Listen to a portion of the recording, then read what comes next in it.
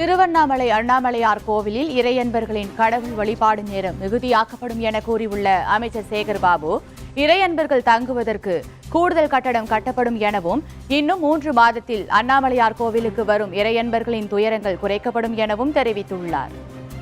திருவண்ணாமலை திருக்கோயிலில் பக்தர்கள் எண்ணிக்கை நாளுக்கு நாள் கூடி வருவதை யாரும் மறுக்க முடியாது. அதையெல்லாம் கருத்தில் கொண்டு அதில் முதலில் அர்ச்சக தரிசன நேரத்தை கூட்டுகின்ற அந்த நேரங்களில் பிரேக் தரிசனத்தை கொண்டு வரலாம் என்று அருமை அண்ணன் அவர்கள் ஆலோசனை வழங்கியிருக்கின்றார். வருகின்ற பக்தர்கள் ஒரு சில நேரங்களில் அதிக கட்டணம் செலுத்தி விடுதிகளில் தங்குகின்ற ஒரு சூழ்நிலையை குறைக்கின்ற நோக்கத்தோடு ஏற்கனவே இந்த ஆட்சி பொறுப்பேற்ற பிறகு நிலுவையில் இருந்த திருவண்ணாமலை பக்தர்கள் தங்கும் கூடத்தை விரைவுபடுத்தி இப்பொழுது பக்தர்கள் பயன்பாட்டிற்கு வழங்கியிருக்கின்றோம்.